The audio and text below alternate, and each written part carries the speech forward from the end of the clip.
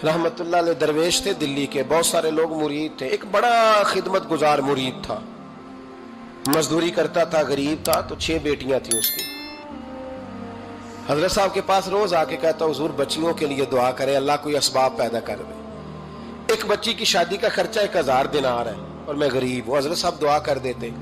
खानका शरीफ के थोड़े ही फासले पर, हजरत जहां बैठ के मुरीदों की तरबियत करते थे, उससे थोड़ा ही फासले पर ना एक ईसाई रहता था, बड़ा मालदार था, बड़ी सारे ऊंट, गायें, भेड़, बकरियां रखी हुई थी और हजरत शरफुद्दीन रहमतुल्लाह अलैह की बड़ी मुखालफत करता था।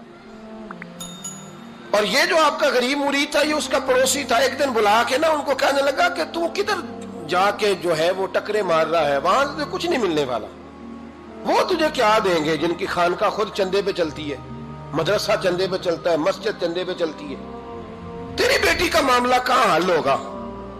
तो उस दरवेश ने कहा कि तू मेरे पीर को नहीं जानता, तू अजय मेरा महबूब नहीं डिठा, तो पता नहीं ना, तू इस रस्ते का मुसाफिर नहीं, तू नहीं जानता, उनका बस चले ना तो वो हर कीमत में मेरी बेटियों की शादी करा दे।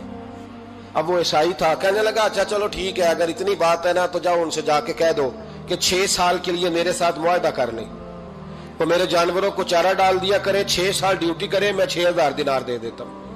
वो मेरे साथ 6 साल मेरे जानवरों को चारा डाले, रखते हैं ना आप चारा डालने के लिए, एडवांस पैसे दे के। अब तो लोग उन्हें भी गुलाम ही बना लेते हैं, बड़ी थोड़ी तनख्वाह देते हैं, जुल्म करते हैं, पूरा मुआवजा नहीं देते। हजरत शेख शरफुद्दीन के बारे में वो कहने लगा, जब अपने पीर से जाके कह के मेरे जानवरों को 6 साल चारा डाले, मैं 6000 दे देता हूं, तू जो कहता है हर कीमत पे जाने को तैयार है। उसने जब ये बात की तो मुरीद ने नाराज हो गया, वो लड़ाई हो गई, गिरबान पकड़ लिया, झगड़ा हुआ, बात बड़ी दूर गई। इस तरह की बात करता मेरे हजरत के बारे में, तेरे जैसे कई मैं वहां काम पे रखा दूं। जब वो बड़ी बहस हुई, बात मोहल्ले में, इलाके में फैल गई, दुनिया ने सुन ली, तो शेख शरफुद्दीन तक भी पहुंच गई। इस तरह झगड़ा हुआ है। लोग सो गए इशा की नमाज के बाद। हजरत साहब ने ना सर पे कपड़ा लिया, उस ईसाई के दरवाजे पे दस्तक दी, वो बाहर आया, फरमाने लगे लोग तो सोच समझ के मुलाजम रखते हैं, तूने भी तो सोच ही लिया होगा, तभी तो मुझे ऑफर की है। तू अपनी ऑफर पे कायम है? वाकई मुझे रख लेगा और 6000 दिनार दे देगा? कहने लगा जा बाबा काम कर अपना। फरमाया नहीं, तूने इतने लोगों में बात की, इतनी बहस हुई, तो कायम है? कहने लगा मैं तो कायम हूं, पर आपने नहीं कायम रहना। फरमाया मैं सोच समझ के आया हूं। उसने कहा आप ड्यूटी करेंगे, भैंसों को चारा डालेंगे? फरमाया एक शर्त, बस जब अजान हो जाए ना तो मुझे रब की नमाज पढ़ने की इजाजत दे देना, बाकी सुबह शाम जो तू कहेगा। अगर उस गरीब की बेटियां ब्याही जाए तो मुझे और क्या चाहिए? उसकी 6 बेटियों का बोझ है उसके सर पे, तू मुझे रख ले। अल्लाह अकबर। वो कहने लगा चले पे मेरे साथ खते बंदगी कर ले। आजकल हम स्टाम करते हैं, उस जमाने में खते बंदगी होता था, गुलामी का खत, काजी शहर के पास, यानी उसका ख्याल था कि चलो स्टाम की बात करूंगा तो भाग जाएंगे। फरमाया चल मैं तैयार हूं। काजी तक गए, तय हो गया, 6000 दिनार दे दिए। हजरत ने मुरीद को बुलाया, फरमाया पुत्र ये ले जा, जा मेरी बेटियों को रवाना कर दे। कहने लगा हुजूर ये क्या कर रहे हो आप, कुछ सोचे? फरमाया यार जब तुझे बेटा बना लिया तो फिर मेरी पोतियां तो लगती हैं ना, मेरा हक तो बनता है ना, जा जाके ड्यूटी कर, उनको ब्याह दे। बात फैल गई। बादशाह भी अकीदतमंद था, वो 12000 दिनार लेके पहुंचा। क्या बताऊं इन रब के बंदों का दिल कैसा होता है, क्या दर्द होता है, क्या रंग। 12000 दिनार लेके बादशाह आया और आके हजरत को पेश किए, का हुजूर आप दें इस ईसाई को, डबल दें और जाए काम करें।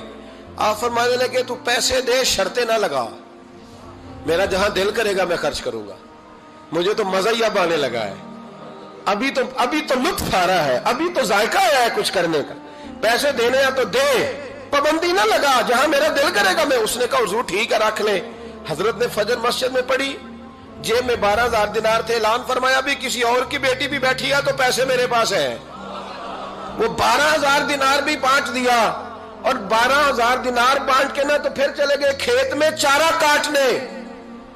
उस ईसाई को किसी ने बतलाया कि उनके पास तो 12000 आया है, पर तुझसे जान नहीं छुड़ाई उन्होंने। वादा ये हुआ था कि 6 देंगे तो जाएंगे, जब तक देंगे नहीं तेरे घर में काम करेंगे। वो ना चारा काट रहे थे, हजरत साहब तो वहां पहुंच गया, दूर जाके खड़ा हो गया, कहने लगा बाबा پہلے تو میں نے مسلمانوں کے اخلاق سنے تھے، اب تو میں نے دیکھ بھی لیے، پر یہ بتا جب 12,000 آیا تھا جان کیوں نہیں چھڑائی؟ تو حضرت چارہ کاٹتے کاٹتے رو پڑے، فرمانے لگے تو نہیں نہ جانتا یہ بیٹیاں سانجھی ہوتی ہیں، پتہ نہیں نا؟ میرے رسول پاک نے تو حاتم تائی کی بیٹی کے سر پہ کپڑا رکھ کے کہا تھا بیٹیاں برابر ہوتی ہیں، تو یہ نہیں پتا جب اس کی 6 بیٹیوں کی شادی ہوئی ہے میرے اندر روحانیت کتنی بڑی ہے۔ فرمایا پھر 12,000 آیا ہے تو 2-4 بچیاں پھر گئی ہیں، تجھے نہیں پتا میں اندر سے راضی کتنا ہوں، میں تیری نوکری کرتا رہوں گا، پتہ نہیں اللہ کتنی بیٹیوں کو بیاہ دے گا۔